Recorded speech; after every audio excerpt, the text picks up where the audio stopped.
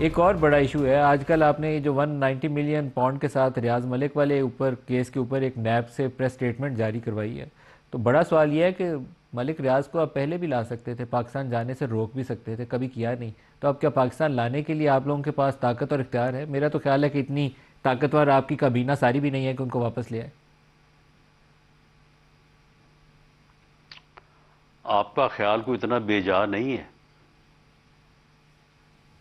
تو پھر سر اس press statement سے صرف خبروں تک ہی کھیل سکتے ہیں، اس سے آگے نہیں چلے گا؟ دیکھیں ملک صاحب، بعض چیزیں ایسی ہوتی ہیں کہ آپ کو نیشنل انٹرسٹ میں جو ہے وہ کرنی پڑتی ہیں. باقی چیزیں اپنی جگہ پہ میں ذاتی طور پہ اس بات سے آگاہ ہوں، لیکن میں نے کبھی اس بات کو کیا نہیں ہے کہ ملک ریاض صاحب کو جب یہ ساری ان سے انگوٹھیاں، ہیرے جواہرات اور زیورات اور یہ نگد رقوم اور یہ ساری زمین جو ہے وہ لی گئی، تو وہ کنسنٹنگ پارٹی نہیں تھے. وہ ایسے ہی تھا کہ جب آپ کے پاس اختیار ہے، آپ کے پاس اتھارٹی ہے، اور اب کسی بندے کو آپ نے اگر جو ہے وہ پکڑ لیا ہے یا وہ پکڑے جانے کی پوزیشن میں آ گیا ہے، تو پھر اس نے جان چھڑانے کے لیے کچھ نہ کچھ کرنا ہے. تو یا آپ معاملہ نے یہ ہے کہ وہ انفارمیشن کراس چیک کی ان کنسنٹنگ سے، ریاض پارٹ ملک سے پوچھا کہ وہ رضامندی سے یہ سارا کچھ کر رہا تھا یا مجبوری میں کر رہا تھا؟ پوچھا آپ نے ریاض ملک سے کبھی؟ میری اسیسمنٹ کے مطابق مجبوری میں ہی کر رہا تھا. باقی خیر میری ان سے کوئی جو ہے وہ ملاقات نہیں ہے. لیکن معاملہ یہ ہے کہ جب یہ انہوں نے اب جو وہاں پہ انہوں نے پروجیکٹ شروع کیا ہے وہاں دبئی میں، تو اس میں جو ہے وہ کیپٹل فلائٹ پہلے ہی آپ کو پتہ ہے پاکستان سے، تو یہ صورتحال جو ہے یہ ہمارے نیشنل انٹرسٹ میں نہیں ہے. سر ان کو پکڑ میرا کے خیال ہے کہ انہیں یہ نہیں کرنا چاہیے تھا. سر ان کو پکڑ کے کیا نہیں کرنا چاہیے تھا سر؟ یہ ان کو وہاں پہ کیا ضرورت تھی پروجیکٹ کرنے کی؟ وہ پہلے خود یہاں پہ پاکستان میں کہتے رہے ہیں کہ میں پاکستان سے باہر بزنس کرنا جو ہے اس کو حرام سمجھتا ہوں. تو پھر اس کام کو کرنے کی کیا ضرورت ہے؟ سر لیکن وہاں پروجیکٹ کو یہ آپ ہمارے نیشنل نیشنل انٹرسٹ انٹرسٹ میں کے نہیں ہے. مخالف کیوں ہیں میں یہ سمجھنا چاہتا ہوں، ہمارے نیشنل انٹرسٹ سے تصادم کیوں ہے اس کا؟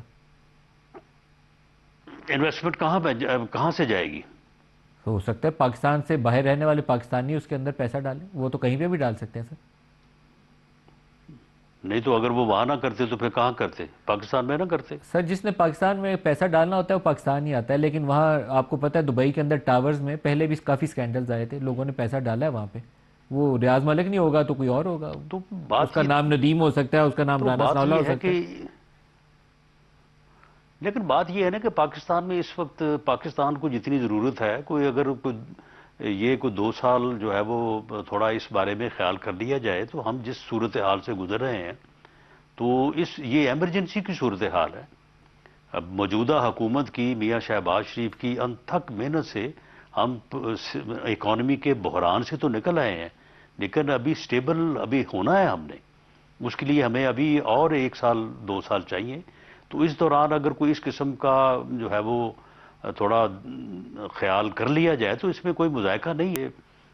اپنے وطن کی جو ہے وہ محبت کا تقاضا ہے یہ.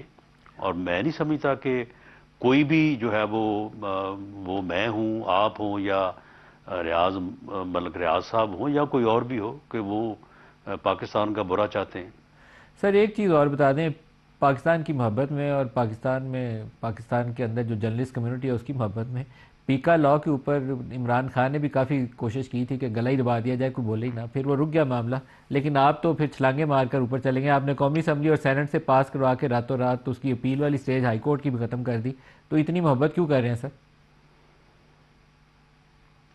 نہیں دیکھیں، یہ کوئی محبت نہیں ہے، یہ عام آدمی کا. دیکھیں یہ سوشل میڈیا کا، آپ اسے مرض کہہ لیں، اسے جن کہہ لیں، اس نے عام آدمی کی زندگی کو متاثر کر دیا ہے. آپ یقین کریں کہ اب یہ اتنا وائرل ہو گیا ہے معاملہ. وہ جو آرٹیفیشل انٹیلیجنس کے تحت جو وہ کاراگری کرتے ہیں، وہ تو اچھے بھلے بندے کو جو مرضی کرتا وہ جو ہے وہ دکھا دے، اس کی جیسی مرضی ویڈیو جو ہے وہ بنا کے جو ہے وہ اس چلا کے دے. اوپر آپ کو کارروائی تو کرنی اب تو چاہیے، یعنی لیکن لوگوں آپ نے کے تو جرنلسٹ اور نیوز نہیں، آرگنائزیشن کی تخصیص ہی ختم کر لوگوں دی. کے گھروں کو ڈسٹرب کرنے والا میں ٹوٹلی نہیں، سپورٹ یہ کروں گا نہیں آپ کو. ہوگا، یہ نہیں جو ہوگا. جعلی فیک ویڈیوز بناتے ہیں، جیسے ابھی وہ مریم کی بنائی گئی تھی، تو اس کے اوپر کارروائی آپ کو کرنی چاہیے، میں نہیں روکتا اس سے. لیکن جہاں جرنلسٹوں کو اور نیوز آرگنائزیشن کو آپ نشانہ بنائیں گے تو میں تو احتجاج کروں گا اس کے اوپر.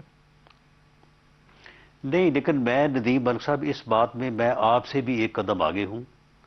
آپ اس میں جو ہے وہ ذریعہ بنے، آپ بیٹھیں، پرائم منسٹر اس بارے میں جس لیول کی کہیں وہ کمیٹی بنانے کو تیار ہے.